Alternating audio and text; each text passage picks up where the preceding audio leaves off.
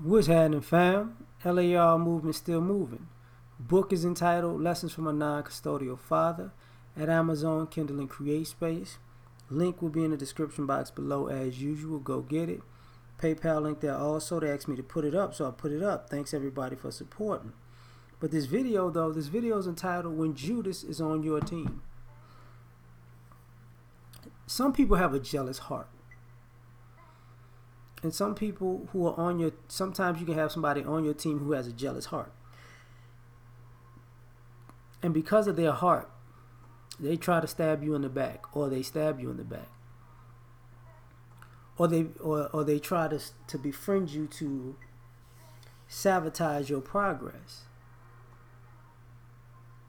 And it leaves you with a bit of a mental, moral, ethical, spiritual conundrum, because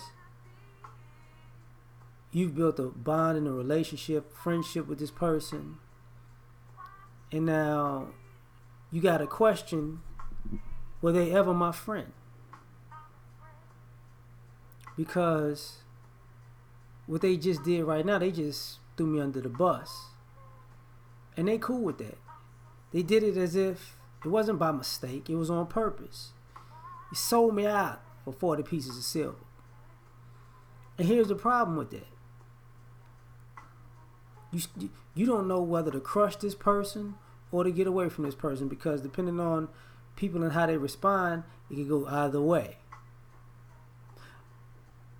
But using, Judas as a reference, that was, I think also Peter had that moment in the biblical sense where he was like, look, you're going to turn on me 3 times before the cock crows, or the rooster crows for some of y'all. And he's like, no, I'm not.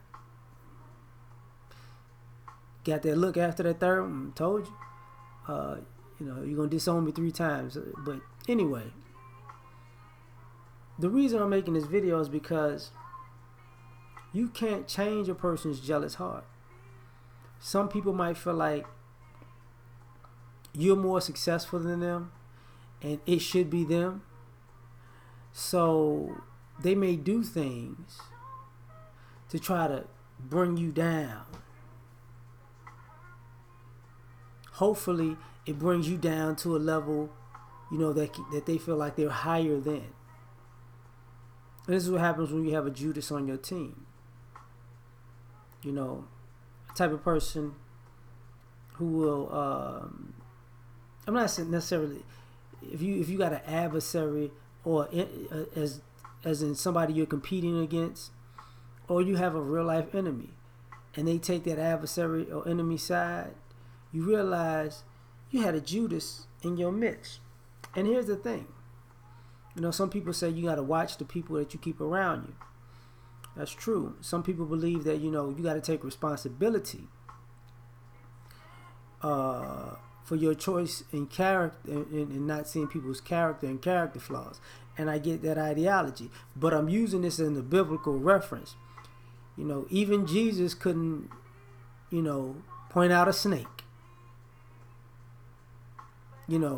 Even Jesus couldn't point out a Judas. So was it Jesus' responsibility, to figure out that Judas was really not on, was really willing to sell him out up the river? No, it wasn't his responsibility. Judas had his own heart and intentions and actions, and he played his role to let you know that haters can exist within your circle. But when you have a Judas on your team, it's not when they cross you that's the problem. It's all the things that they, it's what they think they're going to get out of it. I remember watching this movie starring Mickey Rourke. It was about the Greek gods, right? And Mickey Rourke was playing like a king. What is it? Perseus. I want to say Perseus and the gold and the arrow thing. But one of the dudes turned on Perseus, right? And he joined Mickey Rourke's crew, who Mickey Rourke was the king, and he had to pledge allegiance to Mickey Rourke. And how did he do that? See, Mickey Rourke felt like his as a king, he felt like if you from the other side and you came here to throw your people under the bus so I could win, I'm gonna take the information. But for you to stay with me, here's what we're gonna do. They took a sledgehammer to his testicles, so he could when they healed. He just like they set him on the ground, he had to spread his leg, and the dude took a hammer and whop. And the reason for that was he didn't want that kind of person reproducing in his kingdom. You know, because that's the thing about when you have a Judas on your team. The other side knows you have a snake in your midst, but you don't. So they know how to deal with them better than you do, because, you know, their intentions, they're a spy with you who's befriending you, but they're a mole, you know, for them, you know. So when you have a Judas on your team, it's not going to end well for you, but it's also not going to end well for the Judas. Ain't no getting around that. You know, using that reference. Remember, for y'all who watched Black Panther, there was a scene with the leader of the Dora Milaje and Lupita's character. And Lupita was like, look, I gotta, you know, go help T'Challa, and this how it's gonna be. And the leader of the Dora Milaje said, look, I'm not a spy. I'm loyal to the throne. I.e., I don't get to come and go as I please and pick sides when I feel like it. My position is loyal to this, not your feelings, not, you know, this, that, and the third. But, you know, we got to talk about this, because this is part of the reason. Even though in the movie sense that ideology worked out in the end, and she happened to do something positive for the king in that capacity for the movie, the leader of the army was also right.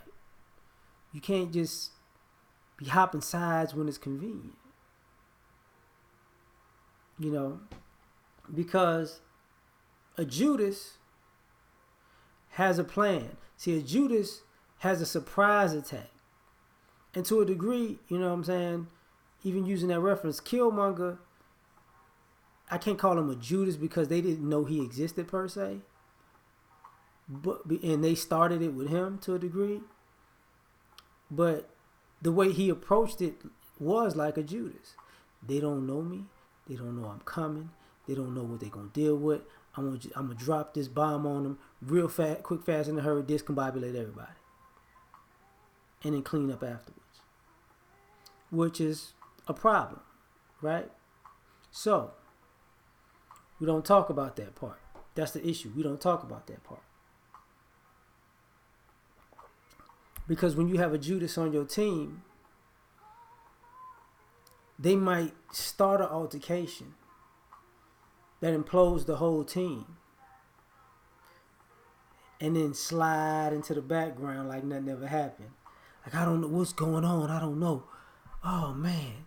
See, Judas can manipulate you, and can manipulate the situation, and can manipulate your team, and ultimately manipulate your opportunity to win. So what happens when, you know, you have a Judas and you're losing and you're trying to figure out why? It's because they planted a seed in this person, and planted a seed in that person, and planted a seed in this person, planted a seed in that person, and no, everybody didn't really figure out they all got it from the same person. So now, you know, the trust is fractured, but it's a cohesive unit, and it's a family implosion. but everything didn't blow up to the point yet, because when it all blows up, then people separate. People may fall out, don't talk, and then time goes by, and it's like, well, why did that happen? Because it is, because of that. See, when you have a Judas on your team, they're expecting that y'all won't figure it out until it's too late. So you gotta be careful, because, like I said, you can't control a jealous heart, and you don't know what a jealous heart is gonna do. You don't even know a jealous heart's motives. You don't know a jealous heart's intentions. You know, it's jealousy, but I'm just saying, you know, you don't know what's the end game, basically. So, this is my thoughts on this. Like, share, subscribe. Catch y'all on the next one. Peace.